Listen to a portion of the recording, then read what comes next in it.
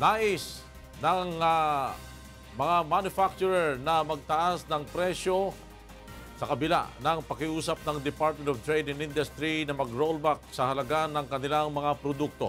Narito ang report ni Mon Hocson. Pinakiusapan ng Department of Trade and Industry ang mga manufacturers ng condensed milk, biskwit, juice at mga canned goods gaya ng corned beef at sardinas na magbaba ng presyo. Ayon sa DTI, reasonable ang kanilang pakiusap dahil mababa na ang presyo ng mga raw materials at ingredients ng mga naturang produkto.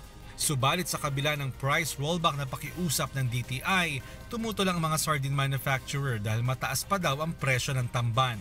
Mula sa 19 pesos kada kilo, umakyat na raw ito sa 32 hanggang sa 34 pesos kung kaya't imposible na magbaba ng presyo.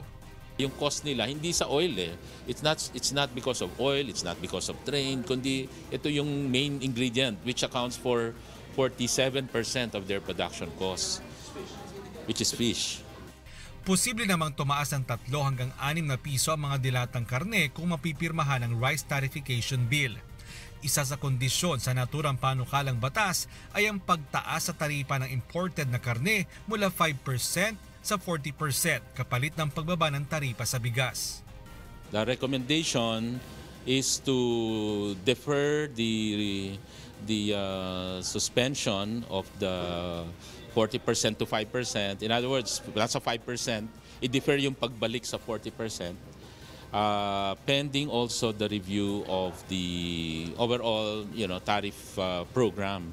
Kasi what might happen is that 5% may not necessarily or revert back not necessarily to 40 but maybe in the more correct tariff rate. Samantala, wala namang nakikitang masyadong magiging epekto sa inflation ang implementasyon ng excise tax ngayong taon ayon sa DTI. Maliit na porsyento lamang anila sa presyo ng mga bilihin ang epekto ng train law.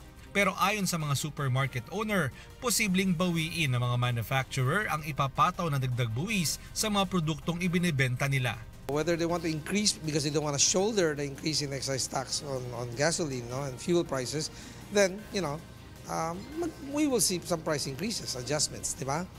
Mon Hocson, UNTV News and Rescue, Makati City.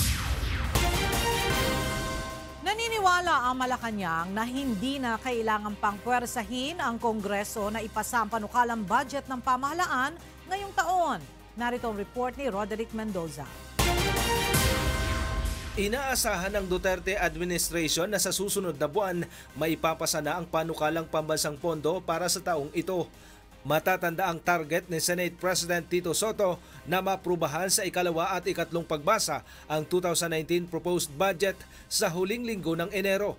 Kaya naman naniniwala si Presidential Spokesperson Salvador Panelo na di na kailangang i-pressure ng Malacanang ang Kongreso. Are you not going to up the ante for pressure? Because hindi na kailangan. I'm sure they will be passing that naman. They're all concerned with these services, infrastructures that will be affected. Una nang nagsumite ng petition for mandamos sa Korte Suprema si House Majority Leader Rolando Andaya Jr. para utusan si Budget Secretary Benjamin Diokno na i-release ang nakatakdang salary increase para sa mga government personnel. Subalit iginiit ng Budget Chief na wala itong legal na basehan hanggat hindi na ipapasa ang 2019 General Appropriations Act. Oras namang maisabatas na ang panukalang pambansang pondo, maibibigay na rin ang ika-4 na bugso ng dagdag sahod para sa mga kawani ng pamahalaan, partikular na sa mga guro, pulis at sundalo. If the budget is approved, then the petition becomes smooth and academic. And we are confident that... I think so. I was with the Speaker Arroyo. She mentioned that most likely it will be passed. Roderick Mendoza, UNTV News and Rescue. Samantala, inaasahan na ang Embahada ng Pilipinas sa Russia ang malaking voters turnout sa pagdaraos ng May 13 midterm election. Narito report ni Catherine Martinez. Handa na ang Embahada ng Pilipinas dito sa Russia sa nalalapit na midterm election sa Mayo. base sa COMELEC Resolution 10429 na inilabas noong October 1, 2018 mula ika-13 ng Abril hanggang ika-13 ng Mayo ang overseas absentee voting na mag-uumpisa ng alas 9 ng umaga hanggang alas 5 ng hapon. Subalit maaari pa rin naman na makaboto ang isang OFW kahit lagpas na ng alas 5 ng hapon sa last day ng election sa May 13 kung ito ay nasa premises ng embahada. Ayon kay Ambassador Carlos Soreta, inaasahan nila na mas marami ang boboto ngayong Mayo dahil nadagdagan ng mga rehistradong botante sa bansa nang magsagawa ng voters registration ang embahada noong nakaraang taon. Mas madami ngayon ang bumoto at tumulong sa ating bayan na piliin ang mga magli-lead po sa atin. Sa tulong ng media tulad ninyo, sana po ay makapunta sila dito during the voting period. Mula noon, nagkaroon tayo ng bagong registration of new voters. Nadagdagan niya ng 744 at nagpapasalamat kami sa mga Pilipino dito sa Russia, sa Armenia at sa Kazakhstan na nag-register. Subalit isa sa nakikitang problema ng embahada ay ang availability ng mga Pinoy para makalahok sa overseas absentee voting. Naintindihan po namin yan dahil alam po namin nagtatrabaho po sila at minsan ay malayo po dito. Kaya nga naisipan namin na magbukas araw-araw including weekends between April 13 and May 13. Yun po ang aming sanang inaasahan na gagawin para mabigyan ng mas malawak na oportunidad ang ating mga mamamayan na bumoto. Nagpaalala rin ang ambasador na bawal ang kampanya o anumang partisan political activities sa embahada kaugnay ng nalalapit na eleksyon. Yung isa pang rule na pinapasa sa amin ng COMELEC ay yung pagbabawal sa campaigning at partisan political activities within the embassy premises. Pero hindi naman nagiging problema yun. Excited lahat bumoto at sana ho ay mas marami ang bumoto ngayon. Noong 2016, mayroong 2,785 ang registered voters dito sa Russia, kung saan 1,085 o nasa kalahati nito ang voters turnout. Catherine Martinez, UNTV News and Rescue, Moscow, Russia. 30,000 manggagawa sa Subic, Zambales ang mawawalan ng trabaho dahil sa pagkalugi ng Hanjin Heavy Industries. Narito ang report ni Leslie Huidem. Humihingi ngayon ng tulong ang lokal na pamahalaan ng Subic, Zambales dahil aabot sa 30,000 mga manggagawa ang mawawalan ng trabaho bunsod ng pagkalugi ng Hanjin Heavy Industries and Construction Philippines. Bukod sa mga empleyado ng Hanjin, mawawalan din ng hanap buhay ang mga service provider gaya ng mga nasa palengke at mga karinderya dahil wala na silang mga kliyente. Ayon kay Mayor J. Kong Hoon, 200 milyong piso ang tinatayang mawawala sa ekonomiya ng bayan ng Subic taon-taon dahil sa pagkalugi ng Hanjin. Siyempre nalulungkot kami dahil almost 20 to 30,000 jobs ang nawala. Lalong-lalo na kami yung biggest hit Itong bayan ng Subic ang biggest hit. Approximately sa amin, ang mga nawalang empleyado sa amin, almost 15,000 sa amin. Kalahati ng 30,000 nawala sa amin. Naglagay na ang lokal na pamahalaan ng help desk sa bawat barangay upang matulungan ang mga manggagawang apektado ng pagsasara ng Hanjin. Isa sa tinitingnan ng employment sa mga mall at call center at ang pagpapadala sa ibang bansa ng mga skilled worker gaya ng mga welder. Humihingi rin ng ayuda ang bayan ng Subic sa national government. Lagi ko nga sinasabi na nanawagan ako sa national government para tulungan kami rito. Kasi as of now, wala pang nagpupunta. Puro locally, yung mga projects dito patungkol sa kanila, puro ang nag-initiative, puro local initiative lang yung ginagawa namin. Pero siyempre we can only do so little. So kailangan din namin ng tulong ng national government para maibsan yung kahirapan, lalong-lalo na yung nangyayari, nakawala ng trabaho. Ang Hanjin ay isang South Korean company na tanyag sa shipbuilding. Sa kasalukuyan ay may pagkakautang ito na $400 million sa mga bangko sa Pilipinas, samantalang nasa $900 million naman sa South Korea. Ayon kay Defense Secretary Delfin Lorenzana, bukas si Pangulong Rodrigo Duterte na kunin ng pamahalaan ang Hanjin. Leslie Widem, UNTV News and Rescue, Subic, Zambales. Isusulong ng senatorial aspirant na si Samira Gutok tumawis ang pagkakaroon ng usapang pangkapayapaan at pagbibigay pansin sa mga evacuee sakaling magwagi siya sa pagkasenador sa 2019 midterm elections. At mula sa Quezon City, nasa telepono si Ray Pelayo para sa detalye ng balita. Go ahead, Ray.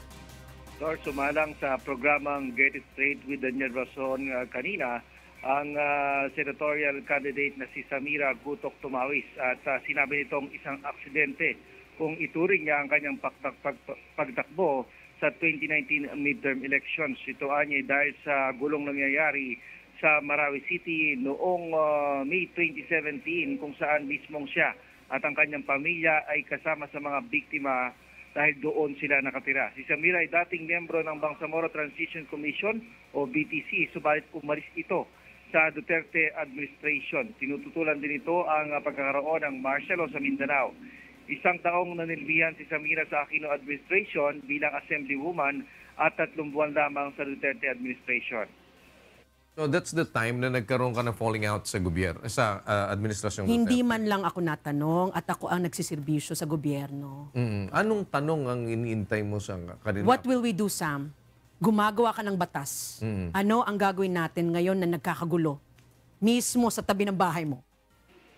Kasama sa plataforma ni Samira ang pagsusulong ng mga programang pangkapayapaan maging sa CPP, NPA, NDF. Kailangan din anya na magkaroon ng edukasyon ng mga Pilipino mula sa pagkabata gaya ng pagtanggap sa mga katutubo at Muslim. Isusulong din ito na maisabatas ang Internally Displaced Persons Bill kung saan magkakaroon ng tiyak na programa para sa mga nawala ng tirahan dahil sa gulo o kalamidad. Ang pinakamalaking problema ng Pilipinas is disasters from nature.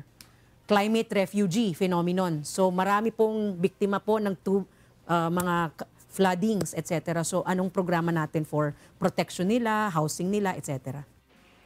Nais din itong mabigyan ng pansin ang mga katutubo sa bansa na ngayon ay nasa halos sa 20 milyon na. Dapat may trabaho sila. Hindi sila dinidiskrimina dahil sa tribo sila. Di ba meron na tayo niyan? It's pending, yung anti-discrimination bill. So ang advokasyan na lang is na mga nasa baba sa mga probinsya. Bawat isang probinsya ay nagkakaroon na ng anti-discrimination bill. Hindi rin ito pabor sa death penalty, federalismo at war on drugs ng pamahalaan, partikular sa Oplan Tukhang. Kailangan anyang mabigyan ng pagkakataon na makapagbagong buhay ang mga nalululong sa droga. Isusulong din ito ang pagkakaroon ng subsidiya ng mga OFW na mabibiktima ng kanilang mga employer. Flor? Maraming salamat sa Ray Pelayo, nagulat mula sa Quezon City. Hinuli ng mga pulis sa Pattaya, Thailand ang 3 Pilipina dahil sa panghihingi ng pera sa mga turista. Ang nasolisita pera ay para umano sa Children's Joy Foundation na napag-alaman na isang Peking charity organization ayon sa Thailand Police. Narito ang report ni Chariz Long Bowen. 3 Pilipina ang inaresto ng Thai Police sa labas ng isang restaurant sa Petrakul dahil umano sa panghihingi ng pera sa mga turista. Ayon sa Thai Police, bukod sa walang naturang work permit ang 3 Pinay, ay hindi umano rehistrado bilang isang lehitimong foundation ang Children's Joy Foundation na umano'y pupuntahan ng perang nakokolekta ng 3. Kinilala ang mga ito na sina Belinda Austria Toledo, 55 taon, Jessica Bayutas Ortega, 50 taon, at Ruthie Espina Babila, 38 taong gulang, na mga kinatawan umano ng naturang foundation. Nakuha sa mga ito ang 2 kahon ng printed donation leaflets, 10 booklet ng mga pangalan ng donors, isang gitara, 5,690 baht cash o katumbas ng 9,400 pesos at iba pang mga gamit. Ayon sa police report, habang ang isa ay tumutugtog ng gitara, ang 2 naman ay nangongolekta ng pera sa mga turista na ayon sa kanila ay upang suportahan ang mga batang nangangailangan. Ngunit sa investigasyon ni Police Colonel Apichay Kropet, Chief ng Pattaya City Police, hindi umano umiiral ang nasabing foundation sa kanilang bansa. Makikita sa passport ng tatlong Pinay na sila ay pumunta sa Thailand bilang mga turista at walang hawak na dokumento na nagpapahintulot sa kanila na magsagawa ng fundraising sa bansa. Umamin naman ang tatlo na mahigit isang taon na nilang ginagawa ang ganitong klase ng pangongolekta sa iba't ibang bahagi ng Thailand.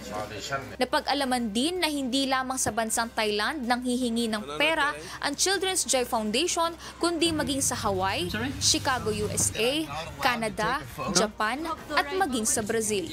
Para umano sa mga nasalanta ng bagyong Yolanda sa Pilipinas ang perang nakokolekta ng foundation.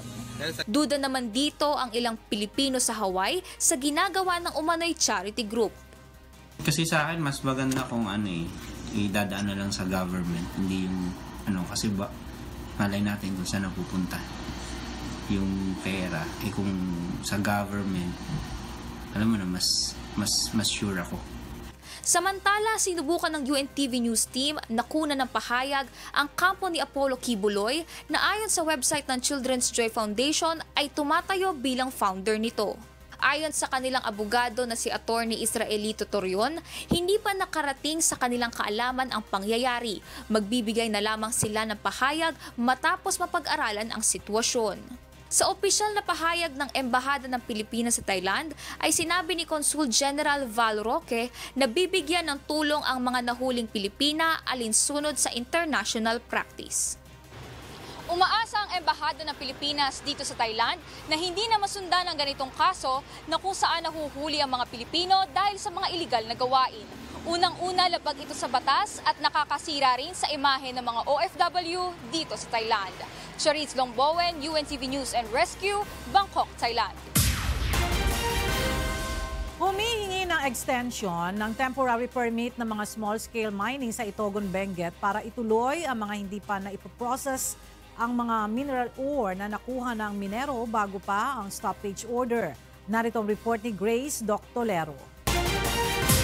Nakikiusap sa pamahalaan ang mga minero sa Itogon, Benguet na sana ibigyan sila ng extension ng temporary permit para maiprocess ang mga nava o mineral ore na nasa minahan upang maging pera.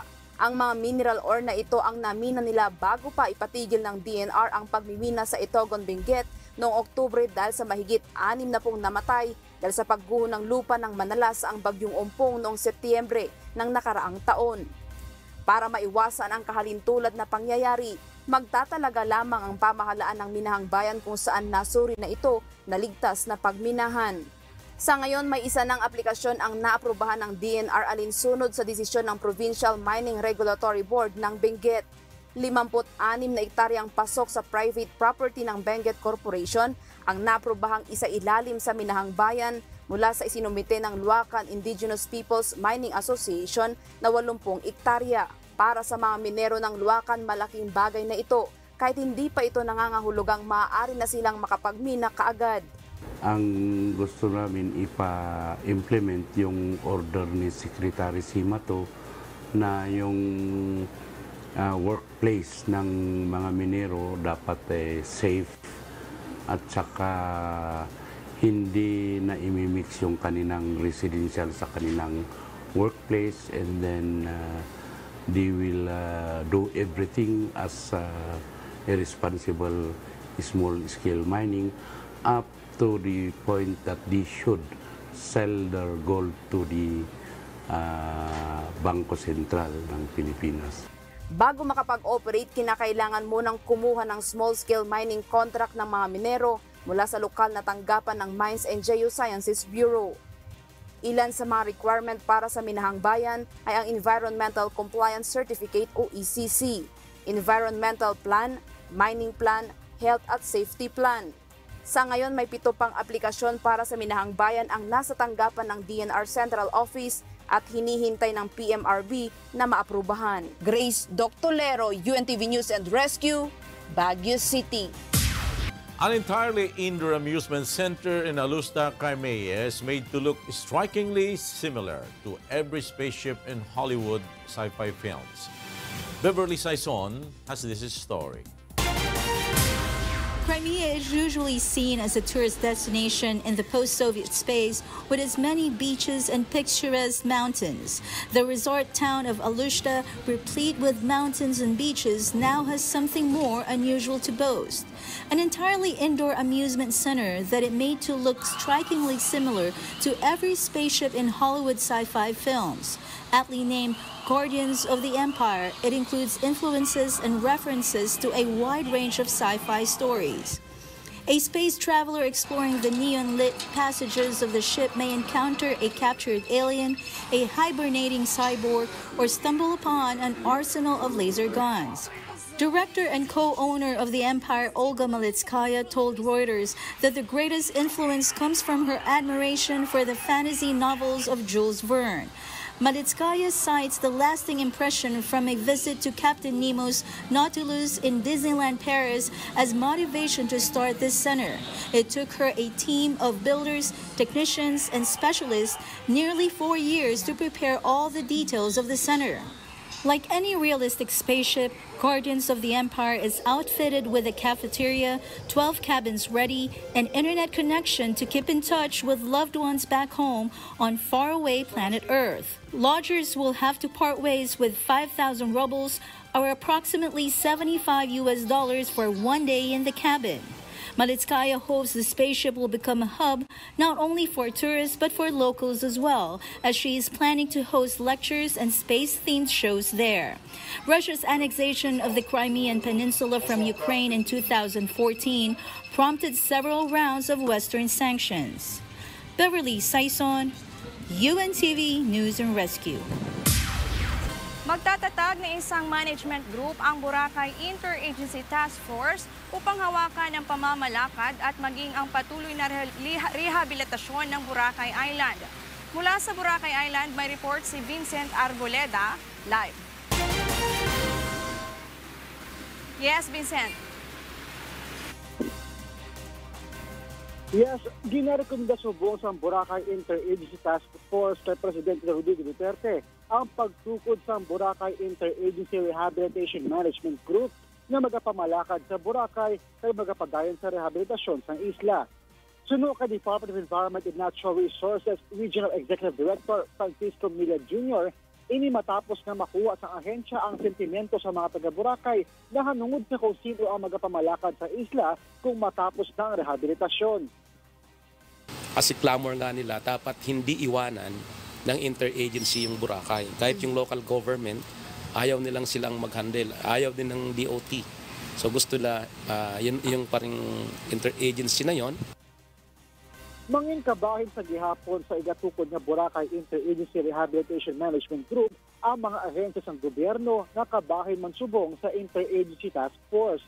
Pangunahan sa gihapon sa DENR ang management group kung sa diin isa ka general manager ang igabutan sa DENR agad pangunahan o panguluhan ang grupo.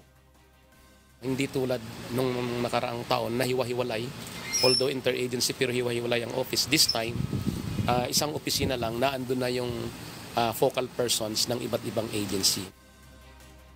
Suno kay Mila din sumiti na sa opisina sa presidente ang motion na ginahulat na lang sa ang subong ang nga mapermahan ini agud gilayon nga matukod ang Boracay Interagency Rehabilitation Management Group. Sa ginaanan latest live haling day sa Boracay Island, balik sa Janice. Maraming salamat, Vincent Arboleda. Samantala, strikto na ang ipapatupad sa mga palengke sa Bacolod City ang oras ng pangongolekta ng mga basura. Narito ang ulat nila Lane Moreno. Ang merkado ang isa sa mga lugar nga ginakaduan sa mga tawo adlaw-adlaw agud magbakal sa mga kinahanglanon. Sa kadamuon sa mga nagagwa sulod, hindi malikawan ang paglapta sa mga basura. Pareho sang basura nga halin sa mga ginabaligya nga pagkaon, utan kag prutas. Kag agud mamentinar ang kalimpyo kag kaluwasan sa mga ginabaligya sa merkado, nagsugtanay ang mga vendors kag stakeholders sa merkado. Bacolod City Government kag garbage collector nga istrikto nga igapatuman ang garbage collecting hours kada adlaw. Iniagod malikawa ng paglapta kag pagtipon sa mga basura nga hindi madala sa pagkolekta sa mga garbage trucks. Ginkakas na ang mga garbage bin agod maobliga ang mga tendero nga tipuno ng ila kaugalingon nga basura sa ila pwesto kag diretso nga ihaboy ini sa mga truck. Ang mga vendors kag ang neighboring establishments mahaboy sila during the time. May waiting kita nga truck, hindi na garbage bin. Sa Burgos Public Market, alas 8 hasta alas 12 ang aga ang una nga batch sang pagpangolekta. Samtang alas 6 hasta alas 9 sang gabi naman ang ikaduha nga batch. Alas 6 hasta alas 12 ang aga naman ang una nga batch sa Libertad Public Market kag alas 10 hasta alas 12 ang kaagahon sa Bagsakan. Suportado naman sang vendors ang tika nga inisang lokal nga pamahalaan. We have collected almost 3 to 4 trucks daily. Kita ko gininabulig, ilabi na gid sa pagsolbar sang problema nato sa garbage. May bin na ginabutang. Galing kay Galaw, ay gid balanga ta Galaw. Kung hindi makuha din sa IPM. Ako ginareklamuhan, ginabidyuhan, tanan, bakita. Ang sinuman nga magabutang sang basura sa mga merkado nga lampas sa takla nga oras dakpon sang City Legal Office Enforcement Unit. May multa ini sang 1,000 hasta 3,000 ka pesos o kung mahimo mapreso sang 15 dias hasta 6 ka bulan base sa Republic Act 9003 o Ecological Solid Waste Management Act. Lelaine Moreno, UNTV News and Rescue, Bacolod City. At yan ang ating mga balitang from D. Ako si Jenny Singhente, mayong udto. Ngayong 3 na ang iconic Wish buses, ilang mga local artists ang nagpahayag ng pagnanais na muling makapag-perform sa Wish bus habang isang sikat na foreign artist naman ang nais ring ma-experience ang Wish bus Hollywood. Narito ang report ni Grace Cassian. Iba't iba ang kwento ng bawat artist na nagkapag-perform na sa iconic Wish bus. Isa na rito si Jaya na tinaguriang Queen of Soul. Hindi umano niya malilimutan ang unang pagkakataon na sumakay siya sa Wish bus. Kaya ang wish niya, magapag-perform uli. It's nerve-wracking. Alam nyo kayo, talagang nakaka-nervous yung Wish bus. But I'd love to do it again. If I'm invited and I get another opportunity, I would love to do it again. Ang Asia's pop sweetheart naman at si Julian San Jose, tila dream come true daw ang kanyang unang pagsakay sa Wish bus. Pinangarap ko po na makaperform sa Wish bus.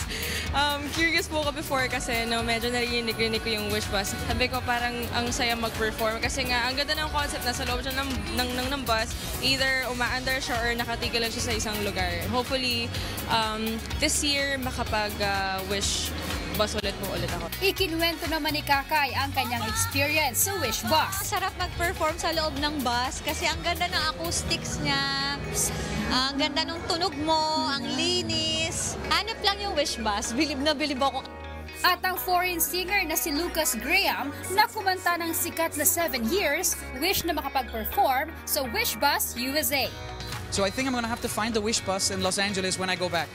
Hindi na mabilang ang mga artist na nakapag-perform sa iconic Wish bus, mapa-local man to foreign artist. Ngayon kumakanta ako and I get to help other people with the help of Wish. So sobrang thank you.